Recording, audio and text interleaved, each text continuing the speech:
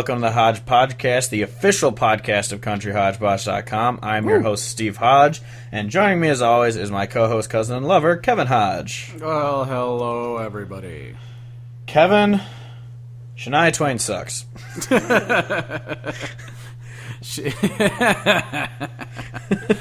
She's one of those where, like, I may not like her older stuff that always gets played a lot, but I can respect it. But you also know the words to everything because it took over the 90s. Exactly, yeah. So, I have to, I respect it a little bit. Like, it's not my thing at all, but I can respect people liking it. However... Granted, it is why people hated country in the 90s, because she was the Florida Georgia Line and Sam Hunt of the time. She just made it poppy as hell. Yes, exactly. So, not a fan. But then, like, really way beyond how annoying and egregious the old shit was, this new song, it's called Life's About to Get Good. That thing is just a piece of shit. Yeah, it's not good. My favorite thing, though, was just, like, being on Twitter and seeing all the reactions from people who, like artists and whatever, who I would presume like Shania Twain's other music. They're just like, what is this? Yeah, I know I saw the Saving Country Music one. It was just like, what did they do to it? Yeah. It's like, there's no way this song was meant to sound like this, and it just sounds like, what? Just poppy bullshit drum beat. Like, there's just added noises. It's just like, who thought this was a good idea? Yeah, I didn't make it through the song. I listened to maybe a minute and a half, and I was just like, I can't do this anymore. And then I kind of skipped around. I was like, maybe it lets itself get better or worse, and it just stayed the same. It was just bad. I listened to most of it and then turned it off and was just like, all right, I'm going to purge that from my memory now. Like, as we do with most music on the radio today, we just kind of listen to it and just say, like, oh, let's see if it's any good. Nope. Nope, nope, nope. Nope, nope. Put it in the laundry chute. Put it in the laundry chute. Laundry chute. I'm not going to explain that one to the listeners, Will. No, that'll be a good reveal later. Laundry chute. Stay tuned for laundry chute. Yeah, I don't know. I don't really have much else to say about that. I know we wanted to talk about it, but I mean, this is all I really wanted to say. It was just, it came out, it was terrible. Is this like her first single in a long time? Is this like her comeback, or is like a Garth Brooks-esque comeback of her career was just nothing but greatest hits CDs for however many years, and now all of a sudden she's just like, yo, I'm back? Honestly, I don't know. I never listened enough to her music back then or in between back then and now, so I have... Well, because I feel no connection to it. I feel like that's what it's got to be, because I just googled Shania Twain and this meme came up. It says new album was almost produced by Prince, so that's probably the best way he's ever gotten out of something.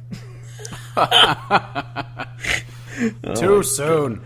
Oh Lord. But yeah, because I feel like if it was just a crappy pop single along with other crappy singles that she's had in her career, I don't think anyone would think of it. But if it's like when Garth Brooks came back with Everybody Love Everybody or whatever, I feel like, yeah, her last song was from 2012, so it's been 5 years since she released anything. And actually, I'm looking at what her singles were that were released. 2012, it was Endless Love with Lionel Richie on the album Tuskegee, which is Lionel Richie's CD. And then Today's Your Day was just a random single from 2011, which wasn't on anything. Then she had a song from the Desperate Housewives, and then Greatest Hits CDs. Before that was 2003 was the last time it was her CD. So she hasn't released really anything in 14 years. Yeah, no, that's about what I would have expected, because I don't remember. Yeah, so yeah, that's exactly what I thought. It was the Garth Brooks situation of the legendary Shania Twain was gone from the spotlight, and all of a sudden she's back, and this is what she comes back with. It's like how Garth Brooks, came back with Everybody Loving Everybody, or whatever the hell that song was called, and that was a piece of crap. And Alabama coming back with Southern Drawl, my God, which we will have to discuss sometime if we do a list of worst country songs we've ever heard in our lives. Yeah, so that makes sense then. Because I was gonna say, I was like, if she's been releasing songs consistently for the past 20 years, then I don't know why all of a sudden everyone would be like, well, this one's bad, because obviously she hasn't been on the radio recently, so why wouldn't they talk about how bad the other ones are that aren't charting? But yeah, so it makes sense. It's been 14 years. Yeah, that sounds about right. Yeah, well, I mean, it's not surprising, though, because just like Garth coming back with that crap song, it's just they think that's what people are going to want to hear, so that's what they come back with. It's like, we got to try and hit the ground running, hit something that matches what's on the radio right now, so we got to do this, and then it's just like, no, that's not what we want. Yeah, which is the thing that I think is so ridiculous, because like the reason that they have fans is because of what they did. You know, like Garth Brooks had a lot of fans because of his music that he had before. He didn't have a bunch of fans who were sitting there like, man, I really love fucking Garth Brooks in the 90s, but I really wish he'd release a song that's really stupid and has an electronic drum beat. Like, I'm really missing out. Like, that makes no sense.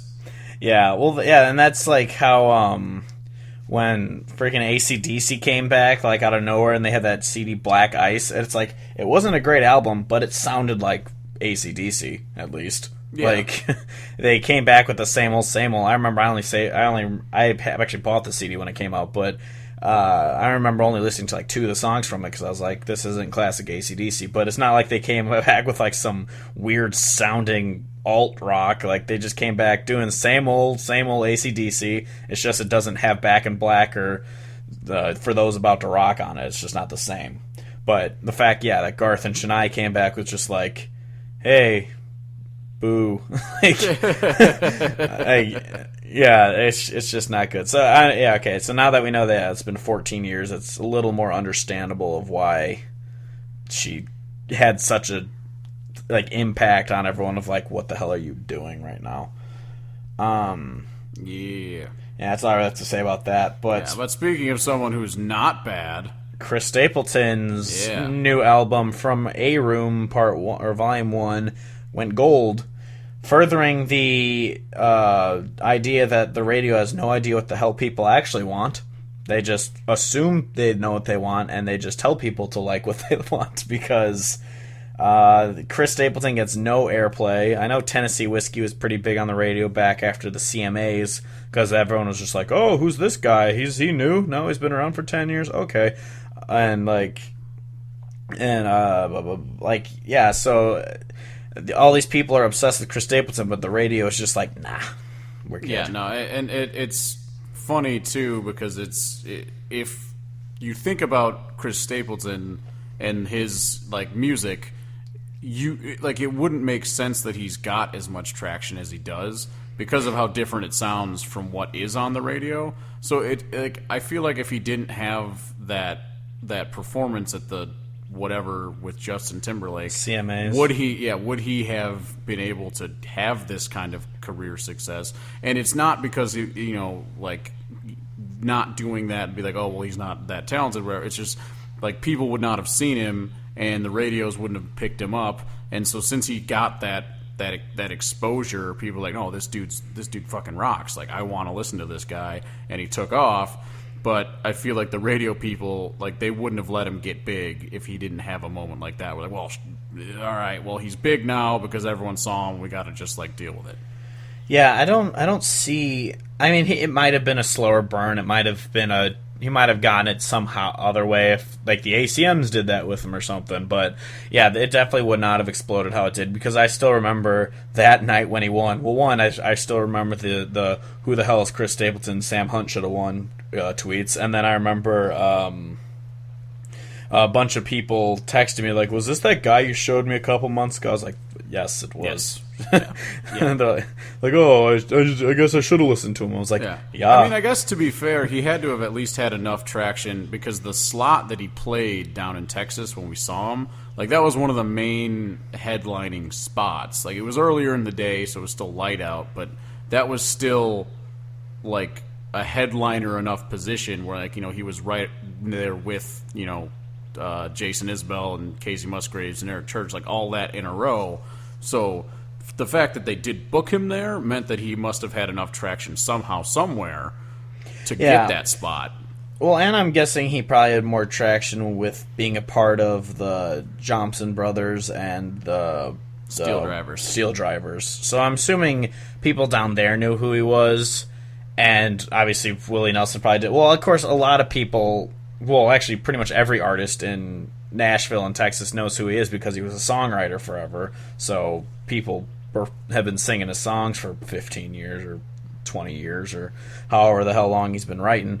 But, yeah, so I feel like it's a little bit of both of he had some traction with fans and the artists knew him, and that's why he was thrown on stage. But as for the CMAs, I don't know why they did that. I mean, obviously Traveler was big, and then it won every fucking award that year. Which was more of a shock to me than anything because I never would have guessed that any of those award shows would have given him credit because I thought they would have just been jerking each other off for Sam Hunt at every conceivable turn. Yeah, who's Chris Stapleton? Sam Hunt should have won. Yeah, exactly. Yeah, but yeah, it's just really cool knowing that his CD's going gold when fucking Body Like a Back Road is still #1 on the radio and iTunes and shit, but it's still. This CD is still going and then he didn't get traction after Traveler was the highest selling CD of the year it came out. Like, it exploded, and the radio is still just like, yeah. Although, to be fair, I haven't listened to the radio in I don't know how long, so it's possible that he's got some songs out there, but I don't know anything about chart positions or shit like that. I don't know. Yeah, I doubt I don't know. But, did you see, I guess this is more about CDs charting, did you see that Wheeler Walker was tweeting out that his CD peaked at #5 on the country thing, and he's just like, yeah, no radio player or anything, #5 best CD. I did see him tweeting about that, and I also saw he had a tweet that was hilarious. It just says, I got a cock like a back road, and I laughed a lot. I think my favorite was on Instagram where he just posted I can't remember which song it was because I only listened to it for like half a second, but he posted the video of his one of his songs, and it just caption just says, "Oh, I'm so glad they finally gave me a budget for a good music video," and it's just a song playing over a Sam Hunt music video. That's hilarious. I was like, God damn it. Wheeler's great. I also love that I listened to his podcast when he interviewed Bill Burr. And, oh, yeah. And the fact that he recorded the music video for Puss in Boots with Pornhub. Like, they were the people that funded it and filmed it for him. And so he was like talking on the podcast that he was like some of the girls that were like in the video with him, like he went to their like Twitter and he's just like, yeah, I went to this girl's Twitter and like the first thing that popped up was her just like with a butt plug in, and then he was just like, what the fuck? Jesus Christ. So gotta give it to Wheeler that he commits to this shit. Yeah, no, Wheeler's great. I know we've talked about before that it gets old for you, and I'm sure it gets old for a lot of people, but Wheeler is the man. He's got several songs that I still like a lot and just jam out to a bunch. Yeah, there are some that he's never going to be someone I go out of my way to listen to, but I definitely, of the songs that I do enjoy, like "Fuck You Bitch" and "Fucking Around," those are two that do make me laugh. And if they come on, I'm not going to be upset that they're playing. But yeah, but yeah, so that's funny. But yeah, so that's really all I'd say about Chris Stapleton. The radio doesn't know what the hell it's talking about, and Chris Stapleton went gold. So now you said you wanted to tell me about this. So there's this article that I saw. The way I saw it was that it was Alan Jackson's Facebook page, like, posted about it because he's on the list and just talking about like his position on the list or whatever. So I decided to click on it. So the list is top 100 country artists of all time. Yeah, it was top 100 country artists of all time, and so.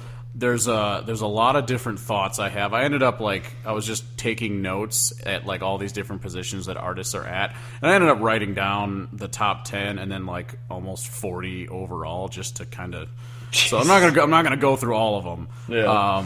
That could be a whole episode. But there's a couple things that I wanted to point out before I even start like talking about them. The thing that was just it's clearly a Rolling Stone thing. because there were zero like Texas artists. Like they have modern artists on this list, but they didn't have any of these like modern Texas artists. Like obviously we're huge on Cody Jinks. Cody Jinks wasn't on there.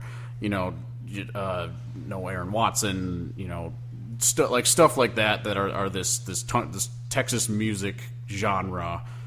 Which is weird because just completely left off, but they still have these like more modern acts on it. I mean, to be fair, everyone that's on this list that I could see has like many albums released. So like, you know, the Brad Paisleys and the Eric Churches of the world being on the list, like, so they're putting modern music on it, but they still ignored this whole subset. And the other thing that I saw that really pissed me off was Jason Isbell was nowhere to be found.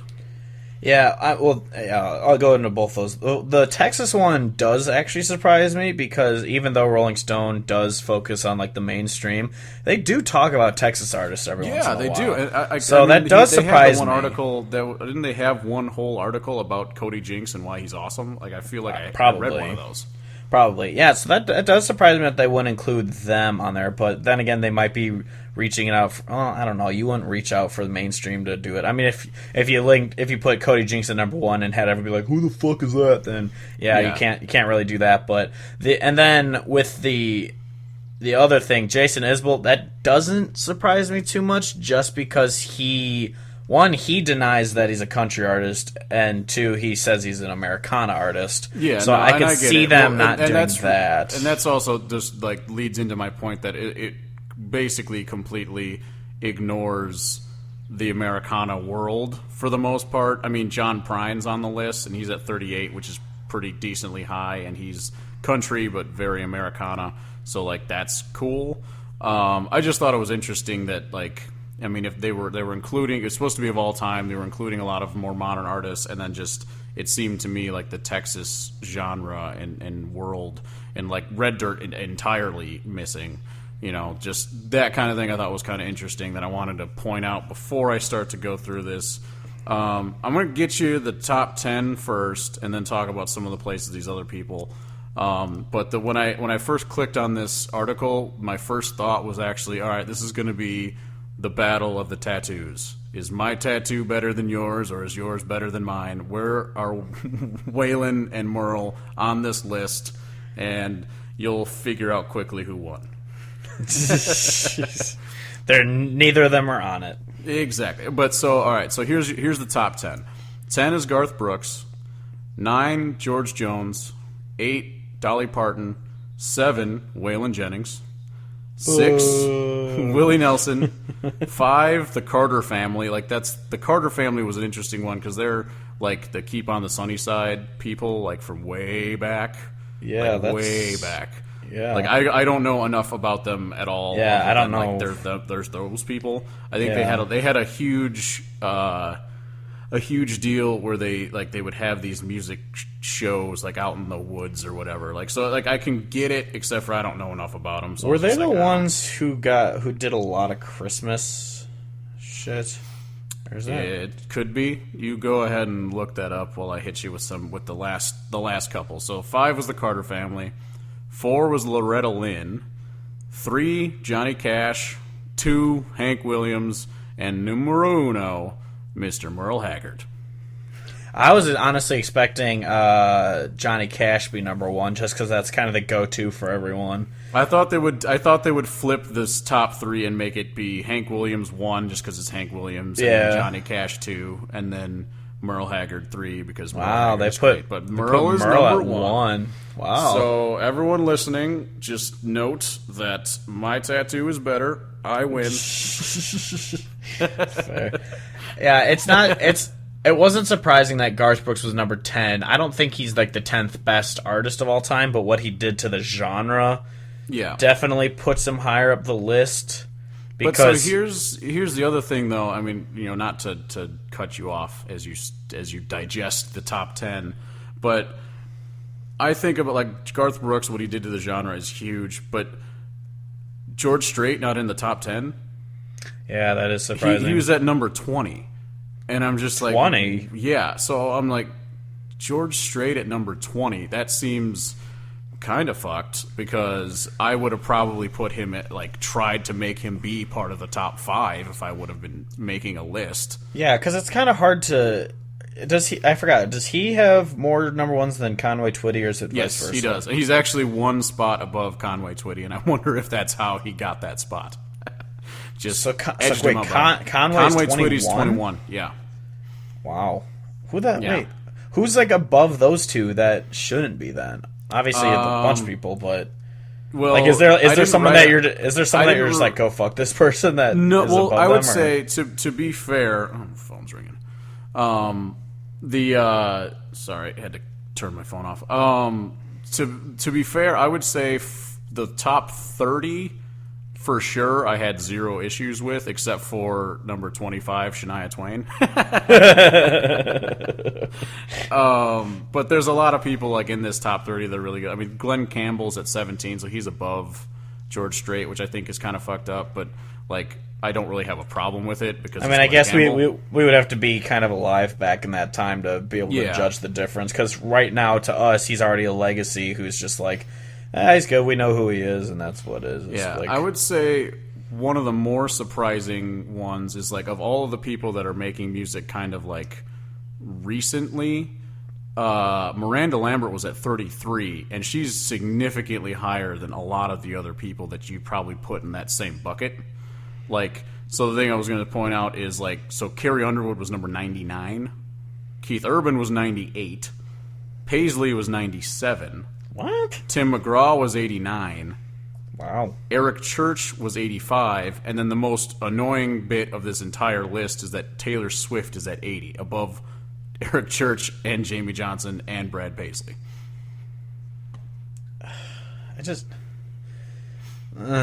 And one more thing that was really weird. Number 45, the Dixie Chicks. Just significantly higher than all those people there at the end. I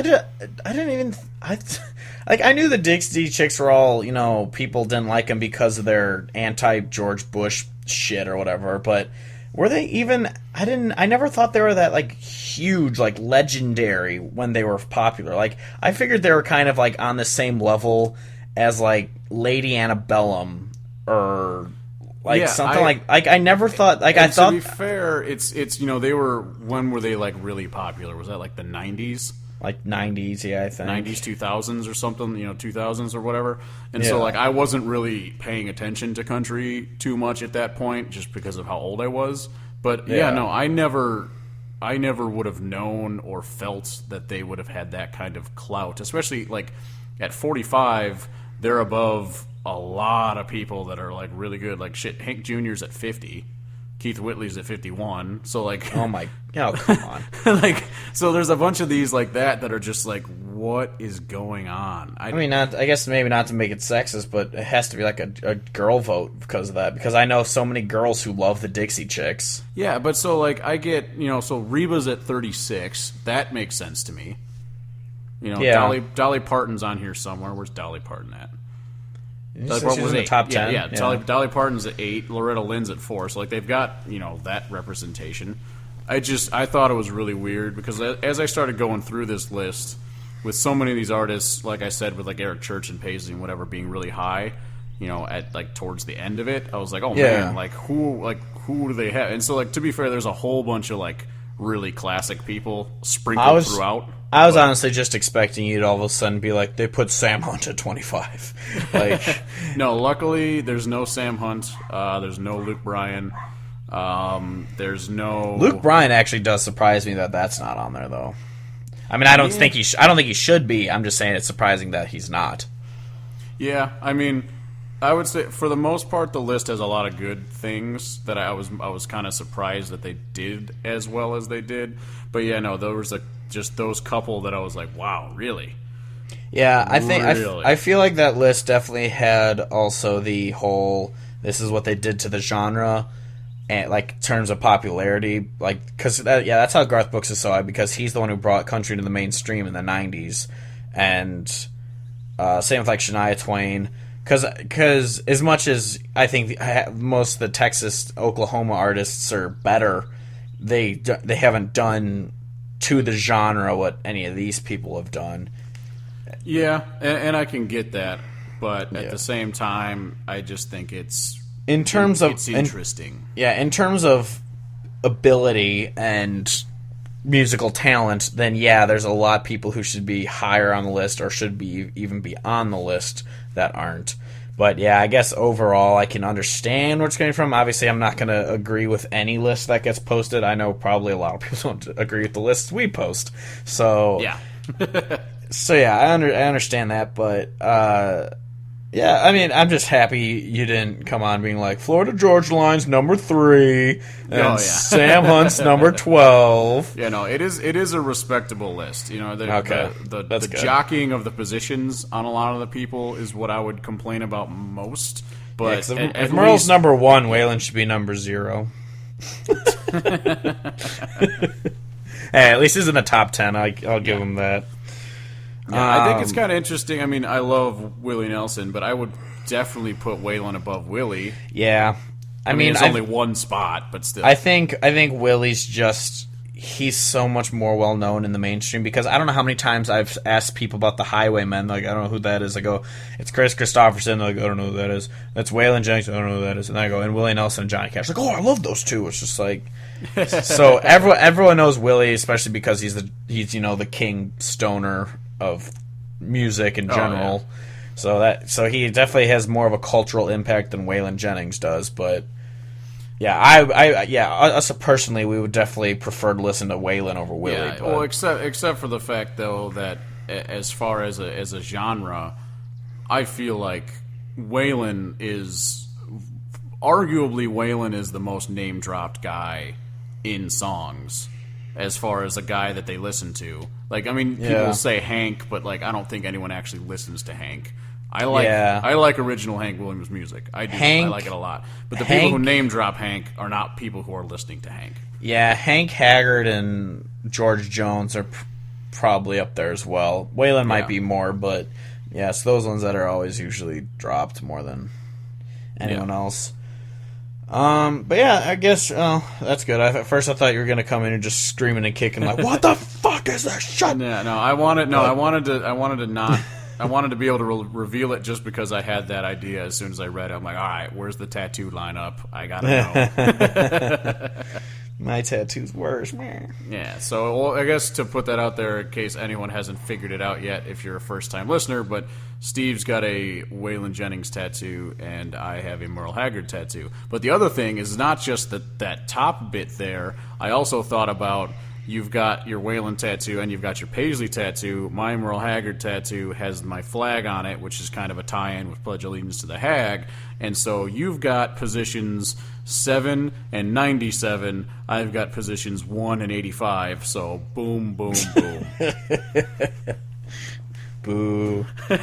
Boo. Boo, Wendy. Boo, Wendy Testerberger. Boo. Yeah, so that's all I really had from that list because it didn't generate an angry rant from me. There's the existence of Taylor Swift at 80 being above a lot of people. That's the one questionable one I have. I mean, I understand what she did to what she quote unquote did to the genre when she was here, even though she was always pretty much a pop artist, but she did kind of come in at 16 or 15 or whatever it was and just sweep country music. And I have a lot of respect for the first, albums that she put out there. The thing that I always hate, though, is that, like, when she released Red, which was her first, without a doubt, not country album, they still tried to say that it was country. And so all of the clout and all of the things that she did for quote-unquote did for country music to get it to the masses at that point, I think is just not real. Like, that shouldn't count. Yeah, and then thankfully 1989 she was just like, no, it's a pop album. Yeah, no, and I have mad respect for her for actually saying that, because she could have tried to Sam Hunt it a little longer and just be like, this is a country song because I said country things. But she didn't. I mean, she doesn't even say country things in that album, I don't think. So Didn't Taylor Swift re-put her music on... Put it on Spotify. Didn't she do it like the same day as Katy Perry's album release? Yeah. Just shade. Apparently there's a huge beef going on between them or something. Like, I don't pay attention enough to know for sure. But yeah, apparently they're like feuding or something. And so yeah, Taylor Swift like mic dropped on her by being like, "Oh, you're releasing a new album? All of my shit's on Spotify now. Suck it." Yeah, which is a power move, and I love it. Holy crap. I went to Taylor Swift's Spotify page. Her number one most played song is I Don't Want to Live Forever. I've never heard that song before, but it has 483 million streams. Already? Yeah. Well, I don't know if it still has it from when they were on before, but yeah. That's true. Shake It Off has 75 million. And then after that, I Knew You Were Trouble, 42 million, and the others are under 10 million. But yeah, that's...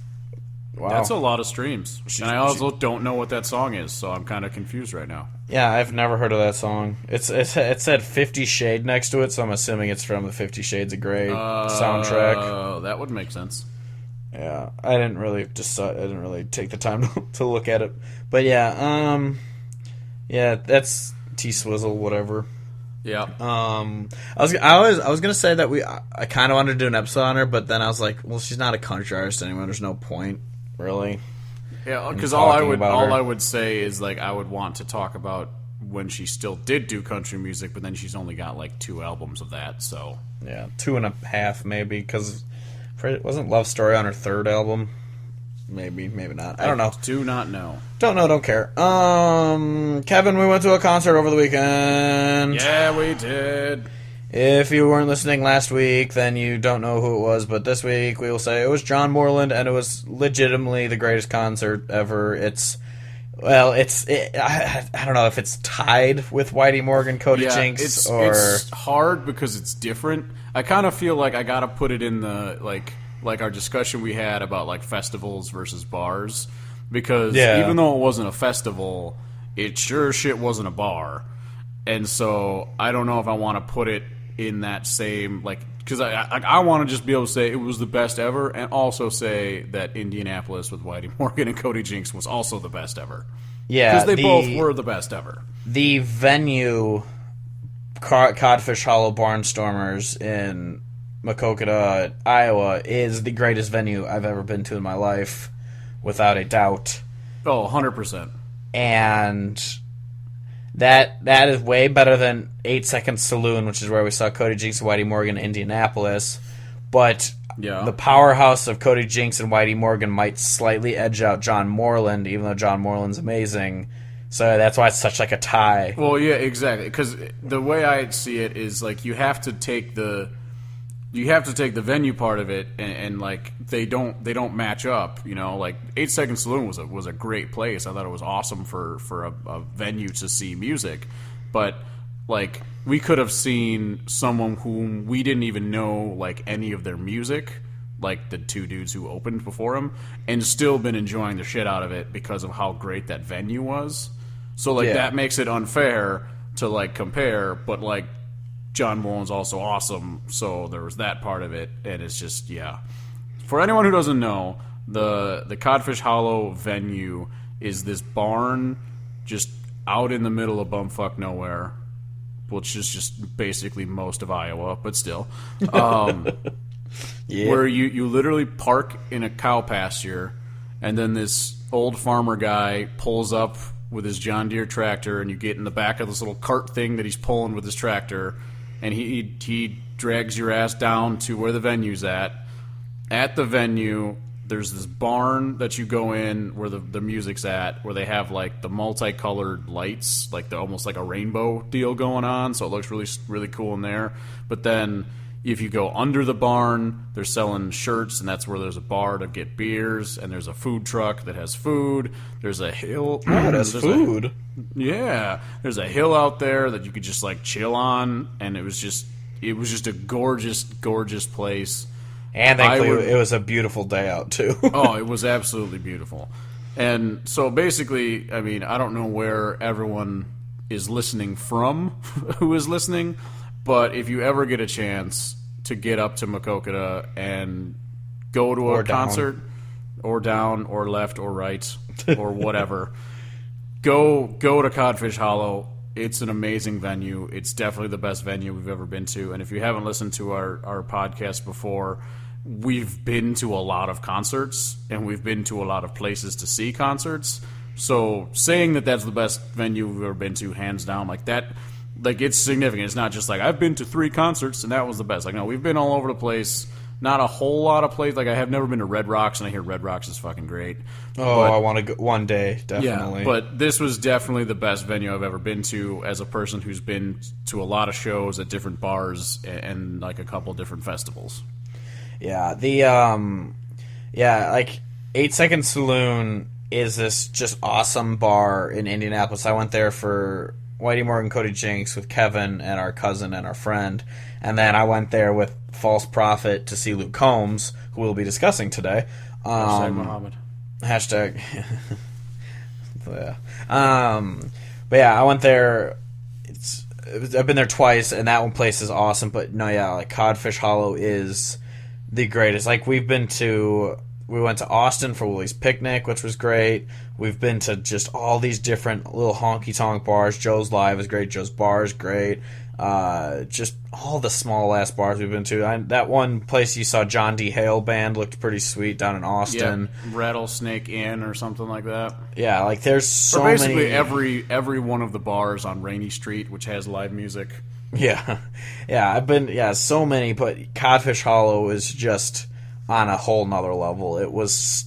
Well, it was the most hick place I've ever been to in my life, that's for sure. Just a barn in the middle of Iowa. It was amazing. Yeah, I can't wait to go to another concert there someday. That place is just... definitely will be returning. But, I mean, I guess we've spent the whole time gushing about the place, but John Moreland himself, that was an amazing concert. It was... Yeah. Anyone who doesn't know, most of his concerts are usually just like an acoustic set, and so it was him and one other guy who would play electric guitar, acoustic guitar, harmonica, piano. That's pretty much it. But like, It was just like this awesome acoustic set where they were playing together, and it was amazing. Sadly, he didn't play "You Don't Care for Me Enough to Cry," which is our favorite song, but he did play pretty much. If you listen to last week's episode, we listed off our favorites. He played almost all of them.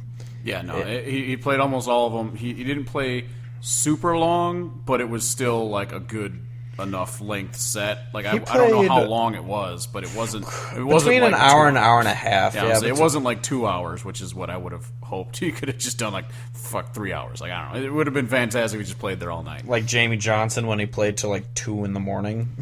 Yeah. That was also great. Yeah, that was an amazing concert. But yeah, John Moreland, that concert, and we were literally 10 feet from him the entire concert, or one half of his belly. But yeah, that concert was, oh my god, we have to talk about that lady who shushed you. Oh, I was so pissed. Oh my god, we were just. Like, it's not like, all right, so on the website it says the inside the barn is for listening, outside is for talking, which is a stupid thing. But everyone talks during songs or in between songs. You're not sitting there listening the whole time or singing along the whole time. You do nudge each other and you say something. And Kevin nudged me to say something to me, and this lady hit him and just goes, shh. And we're just like, what? I was so pissed. Yeah, I was just like, who the fuck does that? We're at a concert, everyone's having fun, everyone's talking, and she nudges Kevin to tell him to stop talking. Like, yeah. And the other part was I was like just casually like looking over to see if at any point during the show she was like mouthing the words or anything like that. Nope, none of that. She might have known all the words by heart, but she sure didn't show it. So yeah, she just it was funny. Later, someone came by us like, you know, kind of just cut through the crowd to get closer to the stage, and they went in front of her and I'm guessing her husband, and they both had the angriest looks on their face. I'm like, you guys seem like a fun couple that everyone would love to hang out with. Like, yeah, Jesus. I'm sure you're a hit at parties. Yeah, I was like, you guys are just angry people. Just chill. What the fuck? So that was dumb. Yeah, that was insane. I've never seen someone shush someone at a concert before. Holy crap.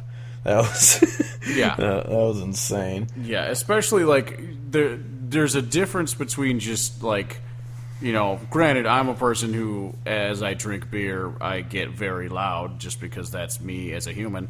But Hodge family thing. But like at a concert, when everyone's just like in between songs or just kind of like singing along to the songs, like you have like a banter between you and your friends or whatever. Like you're like, it's not like talking during a movie where everyone's like, shut the fuck up, like you gotta be quiet the whole time. Like it's loud, there's music playing, and like you're just enjoying yourself. Like why are you just pissed off and trying to shush people? I wasn't being that loud, and I wasn't just yelling at people. Yeah, you aren't like the dude who was heckling the whole time, like yelling, like "I love you, John Moreland, you're the best!" Like from the back of the barn. That dude was annoying as shit. Because like, it's similar to Woo Guy. This dude just anytime he found a moment to butt in and just yell, he's just like, "I love you, John. Keep going, John." And it's just like, dude, the guy's playing music. He's gonna keep going. Yeah. Like, yeah, I understand that heckling thing, but you were talking to me. You weren't shouting over the crowd so he could hear you and all this. Like, yeah. Oh, God. I think she was just pissed that she was short and not everyone in that barn was short. Yeah, she just seemed like one of those ladies who just hates life all the time and asks to speak to the manager at every store she goes into. Oh, Oh God, she was the worst. Anyway, but it was still a great fucking time. So yeah, that was about 5 minutes out of the however many hours we were there. So who cares? But yeah, so yeah, that concert's amazing. It was, to sum it up, anyone, if you ever get the chance to go to a concert at Codfish Hollow, go. Yeah, you got to do it. It's amazing. Yeah, and if anyone does go, tweet at us and let us know how you like it. Tweet, send Facebook messages, comment on our Country Hodgepodge page. Do whatever you do on Instagram, because I don't know how the fuck that works. Yeah, I'm in charge of our Instagram, so Kevin knows nothing, Jon Snow. No, nothing. But yeah, anyway, so I guess we should probably get into the topic. We've already rambled for 40 minutes. Huh, good for us. Yeah. Because we're so good at keeping podcasts short. Yeah. So yeah, I mean, I didn't do anything like research of kind of who he was and all this, but yeah, our topic of the week is Luke Combs. Kevin and I have been fans of him since 2015. That's when we discovered his song. She got the best of me. She got the best of me. Yeah. And we just fell in love with it, and then shortly after Hurricane came out, which we also fell in love with, even if it is a laundry listy-ish, stereotypical radio song. We don't really care. It's one that we really loved listening to, so we fell in love with it. And then after a while, I don't know who discovered it or why, but it just started gaining steam, and then now it's a #1 hit on the radio, and now God knows where his career is going to go. But he's probably going to make a lot of money. Yeah. So we just kind of want, because we've been talking about, even before his CD came out, we've been talking about how he's definitely one. Because if you were listening from the start, thank you for listening. If you're listening to just this episode because you're a fan of Luke Combs, you got to know that we've probably talked about him every single week. We've done this podcast. We're 14 episodes in. We've probably talked about him on all 14 episodes because we were huge fans of him up through his CD coming out. He's had 3 EPs, and now his debut CD just came out. So, so we're big fans of him. I don't know if we have much to talk about before we get into our top songs. No, I mean, the only thing that I would just, like, piggybacking off of, like, we've been fans for a while, and, like, the thing that I fell in love with the first time I heard him was just, like, that, like, the voice that he's got, it's kind of got a Stapleton-esque, like, a little bit of grit to it, but it's still, like, his range is tremendous. The dude can belt it.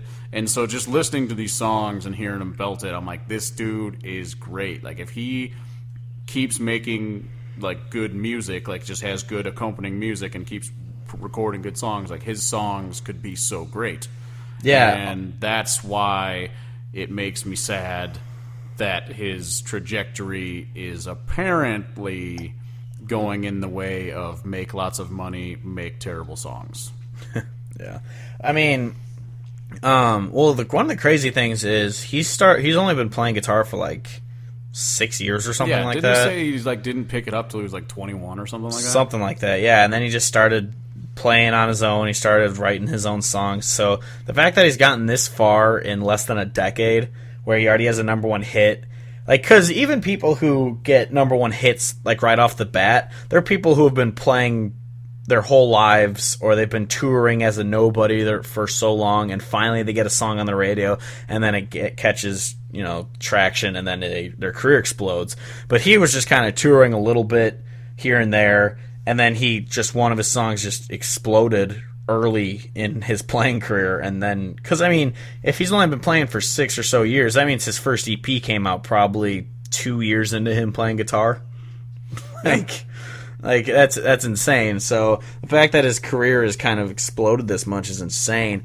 But but like you're saying, how he's kind of on this trajectory of being a huge star and not writing good songs. Obviously, the one thing I've said before, and I'll say it again, is every EP he's released so far has had a terrible song on it. So it doesn't surprise me too much, because he didn't really change on this CD. He just kind of did more of the same. And like we talked about, it was kind of a safety CD of him just doing what he knows the radio would play.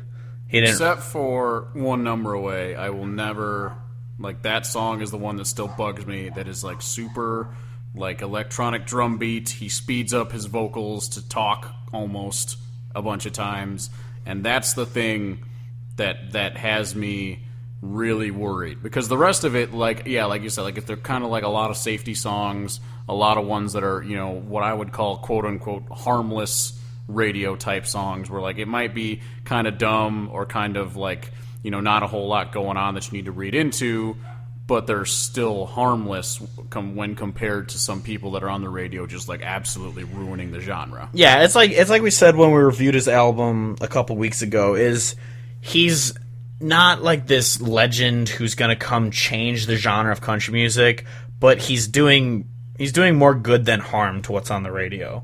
Like, his songs aren't they're not these songs that'll go down in history as one of the greatest songs of all time, but he's not destroying the genre more than it already is. He's just kind of there, and I'd rather hear him playing on the radio than Sam Hunt, pretty much. Well, like, yeah. I'd rather listen to an auto-tuned fart noise than listen to Sam Hunt. Yeah, like if One Number Away came on, I'd be like, well, at least I'm not listening to Chase Rice right now. Like, it's, I don't know. I don't mind that song. You hate it, but I didn't mind it. But granted, I didn't mind most of his CD. I don't think there was really a song that I hated except for Beer Can. That song's terrible. But yeah, but like, I like that song better than One Number Away. Yeah, but also Beer Can's not meant to be a good song. It's just a stupid drinking song. Oh, yeah. So There's nothing wrong with some drinking songs every now and then. Yeah. But then, of course, I was going to say he's not one of those guys who sings about women as objects, but then I remember The Way She Rides and how fucking atrocious that song is. I love that song. Yeah. But yeah, so, if you've been listening before, we used to do a thing of if we say someone's country, not country, or a sellout. We did away with it, but we were definitely still fans of him. Obviously, the CD kind of faltered a little bit, and we're not like, oh, this guy's amazing, but he's still a good artist that we're going to be listening to. He's not off of our radar right now. Yeah. But, if you've become a fan of Luke Combs since Hurricane came out, you've probably heard all of his music, because he only has 19 songs, I believe, out right now, or something like that. So it's not that hard to know his entire discography. But the point of this podcast is that we want to introduce people to artists they may not have heard of, or songs by artists that they may not have heard. So we kind of make a little top list of these are our favorite songs that you should check out, and hopefully you guys learn some new songs and you learn some new shit. I don't know. Yeah. So with that, top 5. Yeah, getting on number 5. Number 5. My number 5, I Know She Ain't Ready. Same. Really? Yeah. I wonder how similar it's going to be. Probably 5 for 5. Yeah, I know she ain't ready. I like it because it's got like the songs like the journey through the relationship where the chick's gotten broken up with, and so then she's not ready to date, and then he's dating her and like not ready to get married or whatever, and then it's like I know she is ready, and then they get married and then happy. Yeah, pretty much. Yeah, it's just. Well, if the first verse is she gets into a fight with her boyfriend and he asks her what's wrong, and she's like, I know she's not ready to talk about it, and then she's single and he wants to date her and she's not ready, but then they start dating, and then he asks her to marry her and she says, well, you know that I'm ready. Yeah, and so I like songs like that take the chorus or whatever and like switch it slightly at the end there to like complete the story. Like I like that little bit, so that works for me. It's a really good song. That's from his very first EP. So that's early in his career, and so that's some good songwriting there early on. Yeah, for sure. But yeah, number 4. My number 4, this one's for you. Okay, so we're not going to be 5 for 5. Oh. But yeah, so this one's for you. It's the title track of his EP and CD because I have complained about before that why would you name it the exact same thing and then like it's got like most of the same songs, but then you just name the same thing and like 5 of the 6 from his EP, which still bothers me that the one he left off is the best song from that EP. But yeah, so yeah, that's a good one. You can discuss it since it's on yours. Oh yeah, no, I was just saying this one's for you. It's just the shout out to like all the people that have helped him on his way, and like I told you that I'd write you a song, and so like this is for you, for all the people that have like stood by him. This is for you, Choate. This is for you, Choate. Yeah, but it's a good song. I like that song a lot. Yeah, it's a really good one. My number 4, I know this is probably not on your top 5 because I was alone liking this one. Lonely One from his new CD. No. Yeah. Yeah, this should have known that ours wasn't going to be the same because of that one. Yeah, because this song it's from his newest CD that just came out, and it's just pretty much like I think he's the bartender in the situation. He is the bartender. Yeah, and then the girl's in the bar, and he's just like, well, you're not the only lonely one, so... it's just really well written. It just sticks out from the rest of that CD that came out because, like we said, a lot of it is just safety songs. So it's a really good standout song from it. Obviously, when we were judging disagree. Yeah, whatever. When we were like reviewing the CD, we mostly focused on the new ones because we had heard the "This Is For You" EP. For a year almost? About a year, yeah. So we had heard it a bunch, so we kind of focused on this one. And when the CD came out, I didn't even listen to those 6 or whatever that were from the old CD. I just listened to those new ones, and that one just really stuck out to me. I really liked it, but Kevin didn't. Yeah.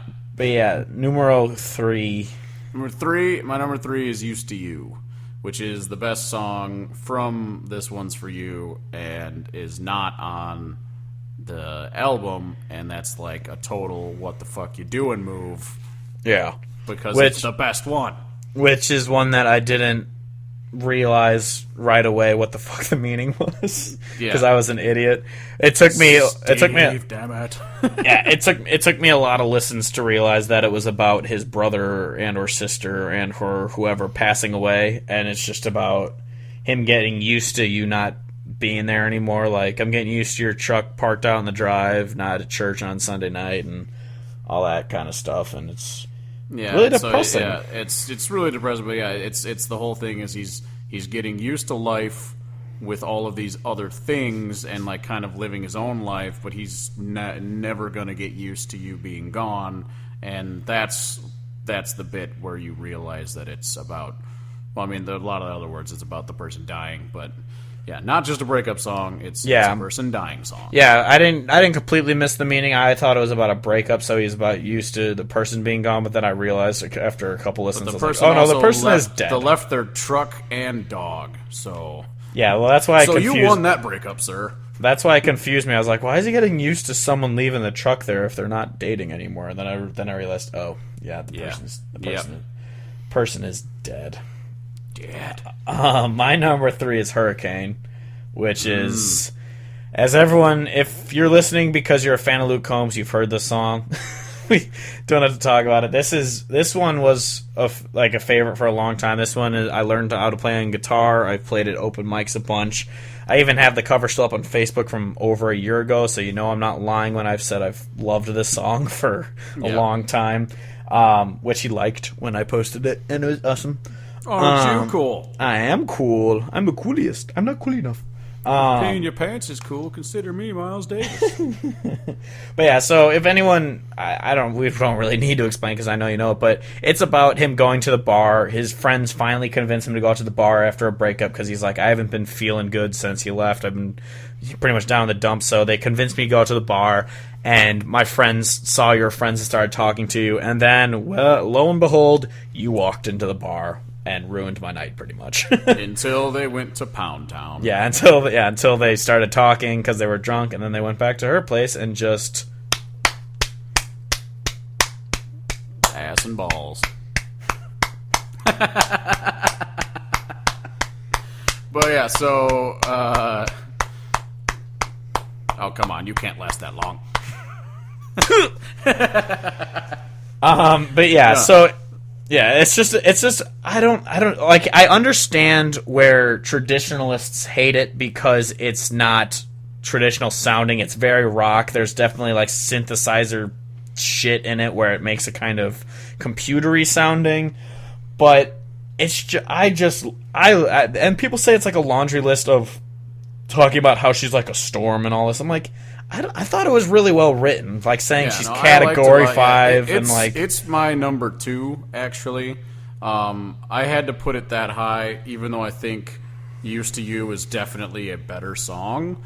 I had to put it at number 2 because of how obsessed with it I was when it first came out, and the fact, like, I agree that like with the writing of it, like it's not just you could easily think that it's just a song about picking up a girl at the bar and taking her home, but it's more than that because it's this relationship that's like it broke up and like he's like kind of in like a bad spot, and like it's not like a healthy relationship that's the way that it's going, where they like are going back to her house together, and so like that added element to it I think makes it actually good. And so I will admit that there's the post-production nonsense added to it that if this was just like an acoustic song or whatever would probably be way better, but I still loved this song. I listened to it a bunch when it first came out, even though I don't listen to it as much anymore because of the fact that it's been out for like a year and a half or whatever. Yeah. So I've listened to it so many times. I still had to put it at number 2 just because of its history and how long I've been listening to it.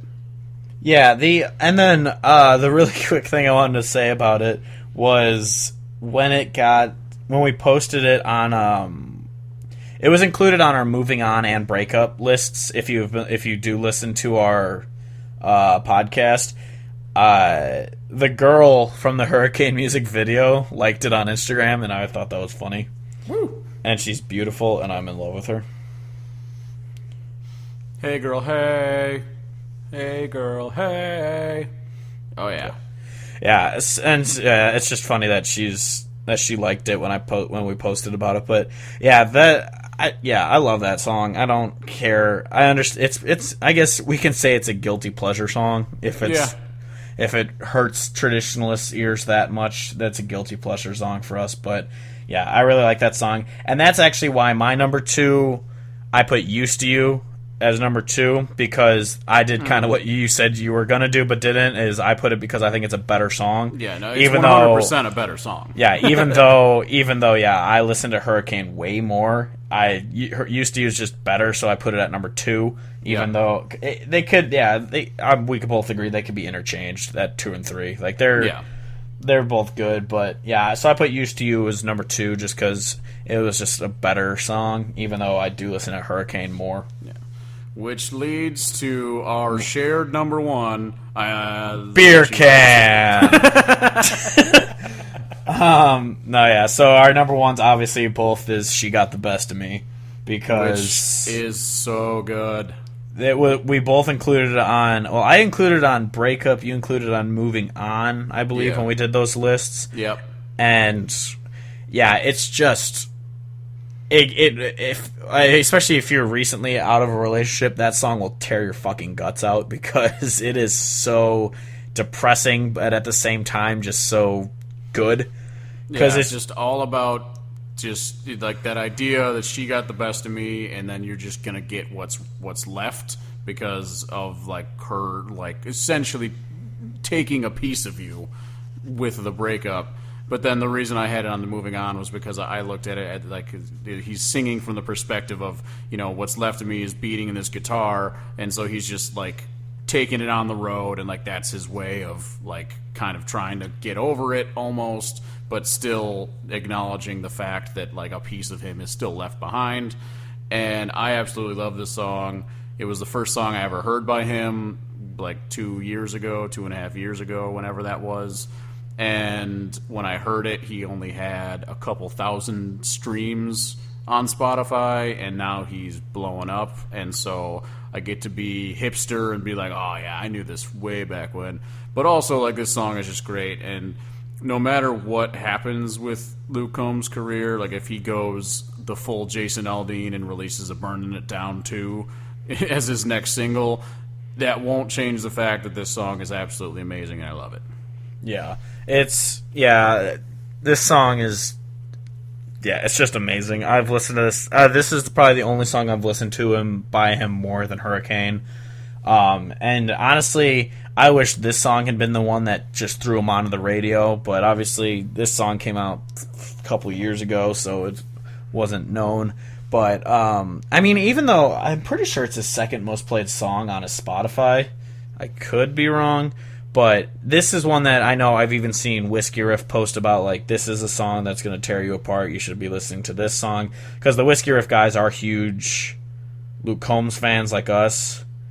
Hold on. Yeah, She Got the Best of Me is number 2. Wow. Hurricane has 59 million plays. She Got the Best of Me is number 2 at 5.5 million. But, yeah, it's, that's one that it should be. What the hell? Although, to be fair, and Wheeler always mentions this during his tweets and ramblings on whatever he talks about, but like a song like that gets included on like the hot country playlist that Spotify makes, and so the reason that that's so much higher is because there's so many people that are getting streams of that included in this other playlist. So people have to actually go to him from there and keep listening, which I feel like when you hear that song, wouldn't you want to go find other songs to listen to? Yeah. But that's the other reason why it probably blew up to that point, as far as like in 59 million versus like, I don't know, just the several million, which several million is still a lot. Like, damn. Yeah, all of his top fives are in the millions now. But yeah, I remember when they were thousands. Oh, yeah. But, so that's wraps up our top 5. We were pretty much the same except one song, but so we were 4 out of 5 the same, but which doesn't surprise us because one, a guy with 19 songs, you can only choose from so many, but 2, we've loved the same songs by him since we discovered him however many years ago, and so there were other ones. If we had gone to a top 10, I could have included like Cher If You Want To. That's a pretty funny one, and I like Let the Moon Shine. I like that song. Yeah, it's dumb, but it's really catchy. Yeah, it is. Yeah, like, was it Making Memories, or... That's what Memories Are Made Of, or it's just called Memories Are Made Of. Yeah, that one's pretty good. Like songs that people are obsessed with by him that aren't Hurricane, or like, Can I Get an Outlaw? That song's fucking horrible. But it has a good message until the fact that if he does sell out, then it's just like, dude. Yeah, exactly. Yeah, I really hope he doesn't. I hope that this was just kind of nudging him, like, no, this is what's going to get your name out there, so you should do this with your CD. I mean, I know we've discussed that it doesn't make you not a sellout. I mean, I don't think it does, but you think you can still be a sellout when you write your own songs, and he writes all of his own songs, which I appreciate. I mean, obviously, you can write songs that people say, hey, write this because it's a crap song and people are going to like it, but I feel like if you are selling buckets of poop to people and it's not your poop, you're selling buckets of poop to people. But if you are selling your poop to people, you're still selling poop to people. And that's my analogy for people who write their own songs, but their songs are terrible. Selling buckets of shit to people. God damn it. Fair. Okay, yeah, so Luke Combs, we're a fan.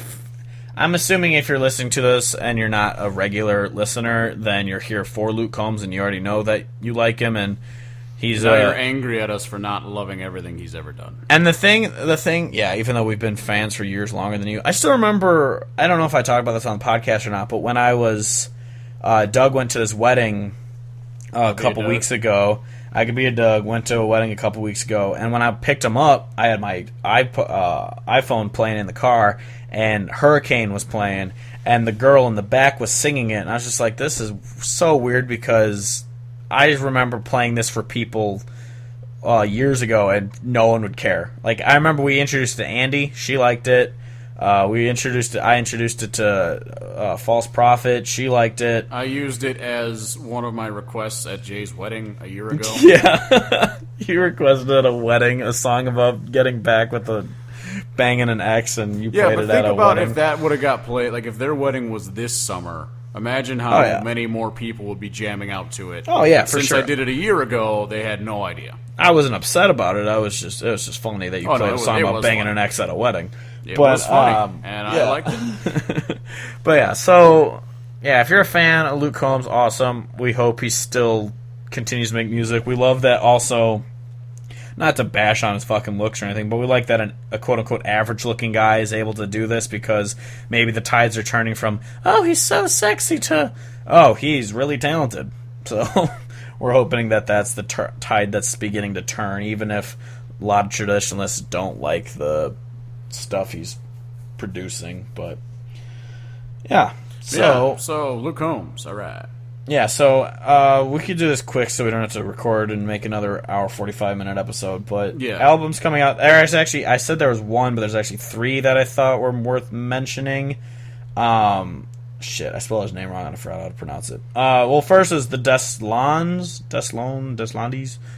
I'm guessing. Hurry Home is a CD coming out Friday. I included this one because I'm pretty sure either I or you have introduced one of us to a song by him. Buddy Brown. Do you know him? Maybe not. I don't know. Well, he has an EP coming out, and I also included because the EP's funny. The EP's called Red Like Reagan. So I thought that was kind of funny. I could swear I have a song by him, but maybe not. And then possible. the last one is, I think it's Slade, but my phone corrected it to Sed. I think it's Slade Cleaves. Oh, Slade Cleaves. Yeah, he's got a CD called Ghost on the Car Radio coming out. I like Slade Cleaves. Yeah, I was going to say I thought it was Slade, because I looked at my phone, it says Sed Cleaves. I'm like, that's not his name. Yeah, I've never listened to him, but honestly, he's... Slade Cleaves' song, One Good Year, he's got a recording of it where he's live at Billy Bob's. That's a really good song, and that's a really good recording. Everyone should check it out. Yeah, so I was gonna check out that CD when it comes out. But yeah, so those are for next week. But this week, well, last week's episodes, I guess we'll do first. Jason Isbell, Nashville Sound came out. It's basically perfection, is the way that I would describe it. Yeah, my favorite songs from it are Cumberland Gap and If We Were Vampires. My favorites are, I wrote down several because I couldn't pick. Anxiety, Hope the High Road, Last of My Kind, and Tupelo were the ones that I wrote down that I liked. I love Hope the High Road, or is that what it's called, Hope the High Road? Hope the High Road, yeah. Yeah, I like that one because it's just like, well, hope you take the high road out of this crap. Like, yep. Just kind of, I like that one. But the one thing I did kind of agree, I finally read the Saving Country Music review today after I listened to it. Again, I listened to it a few times, but I like how he did just say, like, yeah, maybe he shouldn't have included the politics, but at the same time, it's his music. He can write about what he wants, so if you don't like it, just don't listen to it. Oh, yeah, exactly. Because I know even before I read this... That's a really good song. Yeah, I know, because even before I read this, or the review we talked about over the weekend, how I was just like, the White Man's World song is just kind of, I mean, it's a well-written song, but at the same time, I was just like, I don't need the white guilt type song, and Like, it's a good song. It's just, I was like, why does he need to kind of do the politics thing in it? But at the same time, it's his music. He can write about he can whatever do he wants. exactly. But yeah, no, that album was tremendous. Yeah, I still think Southeastern is still my favorite by him, but that's because that album is just a fucking masterpiece. Yeah, well, the one thing I would say is that after several listens through Nashville Sound, I think I can comfortably say that it's my second favorite, though. Like, I think it edges it out. I do like Something More Than Free. Yeah, that's a great album, but I think this edges it out because it's just so good. Yeah. I don't have anything else about that CD. It's just it's good. Listen to it. Next is John Wolfe, Any Night in Texas. I liked. I can tell by your face. I liked Time on My Hands. It was just a good summer song. It was a really upbeat summer song. Drink for Two with Sonny Sweeney. That was song. A great song. He's just like, now that you're not here, I guess I could just drink for two. Yeah, I like that song. Crush Me was another pretty good kind of love song. Like that song. Hang Your Hat on That was like pretty. That one too. Yeah, but then those are the three songs that I saved. yeah, exactly. And then I wrote down there are a lot of summer or laundry list-esque songs, but they're more harmless because it's not like the women as an object. It's more of like an Aaron Watson, like he's in love with the woman type song. Yeah. Like, so they are stereotypical kind of country love songs, but they're not like objectifying. They're just like, and he's still Texas country enough to where the sound is still good. Yeah. So even though like it might be kind of dumb and it's like really upbeat, and so it's like a song that I just think like I wrote down forgettable for a lot of the songs. Yeah. Like even though that's that, like it's still one that if it's in a loop or like in a playlist, like there's nothing wrong with it. It's just meh is my official response. Yeah, if they come on while we're drinking, I'm not going to hit next. Like, I mean, except for maybe Boots on the Dance Floor, that one's pretty bad. Like, yeah, that one annoys me. It legitimately goddamn drum beat. Yeah, it sounds like a song you'd hear like Chase Rice singing or something. Like it just was. Yeah, that one bothered me. But so it was a decent. I mean, I think we'll probably review these on our site soon, so we can get a little more into them. But we still want to do them on the podcast. But Eli Young Band's Fingerprints. We both agree. We both agree it was garbage, except for the two songs, Old Songs and God Love the Rain. Yep. I mean, did you like God Love the Rain? I don't know if we talked about that one. I did. Yeah. I liked both of them. Yeah, so God Love the Rain and Old Songs are two really good songs, and the rest of it is just shitty. I mean, honestly, I was thinking about it. That's how Eli Young Band has always been. They have like a couple songs on each CD that I really like, and then the rest I just don't listen to because I don't think they're that good. But yeah, I didn't write any songs down about this one, but Steve Earle and the Dukes, So You Want to Be an Outlaw. Yeah, I thought it was all right. I liked it. I liked it a lot. And I think it was also just because like it's very like classic country feeling a lot. Yeah. And so like his voice isn't like super good or fine tuned or anything. It's got a lot of grittiness. So I liked it a lot. The song "This Is How It Ends" features Miranda Lambert, and that song's fantastic. Yeah, I really like that song. "You Broke My Heart" I think is also a really good song. And then the deluxe edition features like 4 songs that are just covers of like classic songs by like Billy Joe and Billy Joe Shaver, and then he's got Are You Sure Hank Done It This Way cover. Yeah. And so like I don't know, I really liked it. I think it's worth checking out. I didn't listen to the deluxe, so I didn't hear those ones, but yeah, so it's all right. I mean, if you're a Steve Earle fan, you'll like it. It's Steve Earle, so yeah.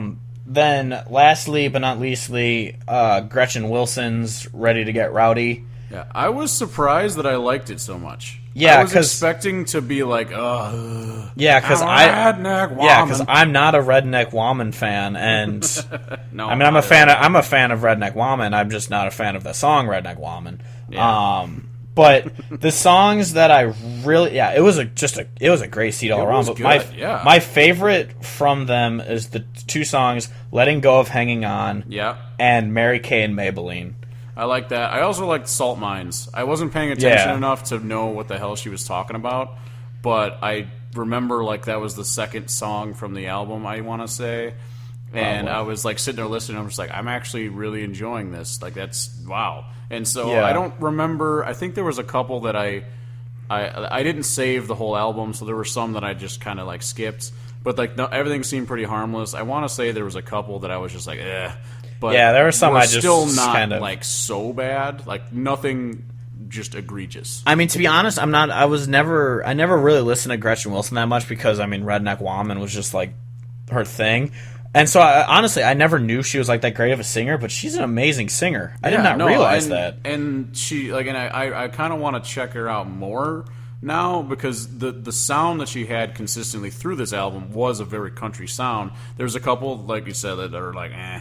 But yeah, for the most part, she's got a really country sound, and she's really good at singing. And so I feel like it's kind of bullshit that we got fucking Redneck Woman shoved down our throats on the radio, and like she could have all these other songs that are really good, and we've only gotten that side of it. Yeah, well, and then her singing voice reminded me a lot of Brandy Clark. She gave me a very Brandy Clark vibe, but yeah, she's got a little more volume. But yeah, that CD was really good. Yeah, so, no, I was surprised. I was expecting to be like, but no. Yeah, I was expecting it just to be a bunch of pandering, like I'm a redneck woman, like type songs. But exactly. It was really good. So yeah, awesome. What we're listening to, what we're doing, what we're watching. I've just been watching F is for Family. I haven't really been listening to anything. So. I've just been. Because we went to John Moreland, been listening to John Moreland like crazy, and then I've listened through Nashville Sound about 5 or 6 times, so that's really what I've been listening to. Yeah, so I didn't really have much. Yeah, because it was the CDs for this, and then I was listening to John Moreland a lot, but yeah, I've been watching TV, so I haven't really been listening to a lot. But so that's it. We could where you can find us if you want to find more about the podcast. You go to facebook.com/thehodgecast. Twitter @thehodgecast, Gmail thehodgecast@gmail.com. You can find us on SoundCloud, The Hodge Podcast, or soundcloud.com/thehodgecast. If you want to read stupid shit we post on the intranets, you can find us at our official site, countryhodgepodge.com, or Instagram is countryhodgepodge, all one word, obviously. Facebook.com/countryhodgepodge, or Twitter, country with no O or U, and then hodgepodge, or just find Country Hodgepodge on Twitter. You can find it that way too. Yeah. If you want to listen to the songs that we talk about on each podcast, we add them to the Hodge Podcast picks on Spotify. You can buy dumb shirts we have on tpublic.com/UsefCliftron. I actually need to take those down and replace them with the new logo.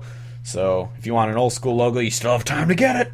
I guess the episode's not going out for a few days since we had to record a little early, so they might be gone by then. I don't know. You'll see if you go. You can find me on Facebook at Steve Hodge Music and Twitter at Steve Hodge Music. Kevin's on Twitter at Trarchford, spelled how it sounds. So that's it for this week. Until next week, we'll be talking about Sam Hunt. Stay tuned. So, until next week, I am Steve Hodge, as always joined by Kevin Hodge, saying goodbye, good night, and good Charlotte.